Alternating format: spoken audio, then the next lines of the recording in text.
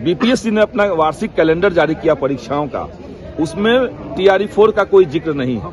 इसका सीधा मतलब है कि अब तक सरकार झूठ बोलती आ रही थी।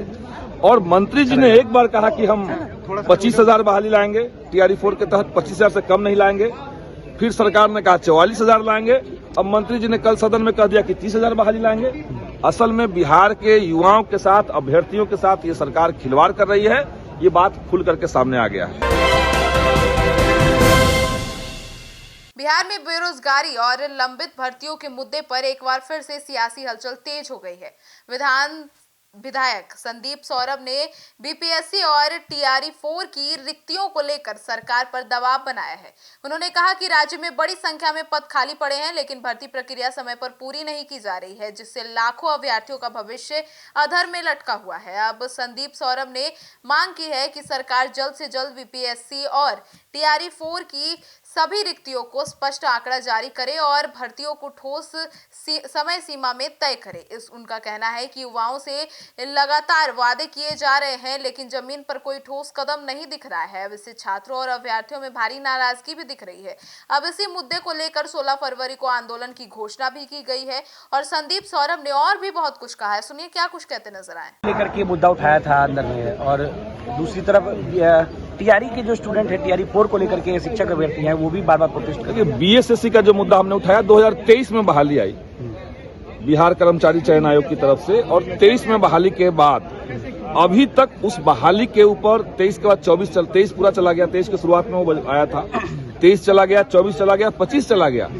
3 साल किसी विज्ञापन के आए हुए हुआ, लेकिन अभी तक उस विज्ञापन के ऊपर सरकार ने एग्जामिनेशन का न तो डेट जारी किया है, न तो कोई एग्जामिनेशन कैलेंडर जारी किया है। मकसद क्या है सरकार का? बार बार एडवर्टाइजमेंट में चेंजिंग क्यों आ रहे हैं? 3 साल तक आप फॉर्म भरवाते जा रहे हैं। मकसद साफ है कि सीटों को बेचना है, धांधली करना है।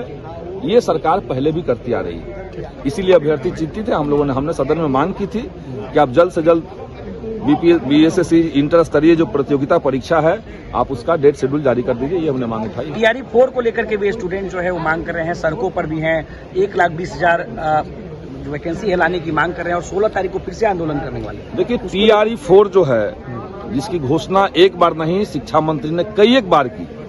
चुनाव से पहले कह दिया गया था कि चुनाव के पहले आ जाएगा। चुनाव हो गए, बहाली नहीं आई। अब उसके बाद जनवरी का डेट दिया गया, और अभी जब बीपीएससी ने अपना वार्षिक कैलेंडर जारी किया परीक्षाओं का, उसमें टीआरई 4 का कोई जिक्र नहीं। इसका सीधा मतलब है कि अब तक सरकार झूठ बोलती आ रही थी। और मंत्री जी ने एक बार कहा कि हम 25,000 बहाली लाएंगे, टीआरई 4 के तहत 25,000 से कम नहीं लाएंगे।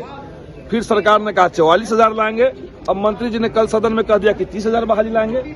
असल में बिहार के युवाओं के साथ, अभ्यर्थियों के साथ ये सरकार खिलवाड़ कर रही है। ये बात खुल करके सामने आ गया है। हम लोगों ने मांग किया है कि जो कंप्यूटर साइंस के अभ्यर्थी हैं, 26,000 उनकी सीट पहले से अनाउंस्ड है, तो जो 26,000 कंप्यूटर साइंस के टीचर का पोस्ट खाली है, उसके अलावे तमाम पोस्ट को लेकर के संगीत का जो पोस्ट है, ललित कला का जो पोस्ट है, ये सब जोड़ करके आप 1 लाख के आसपास बहाली लेके आइए और टीआरई 4 का बहाली करवाइए। ये हम लोग 16 तारीख को प्रोटेस्ट है छात्रों का। निश्चित तौर से हम लोग समर्थन कर रहे हैं।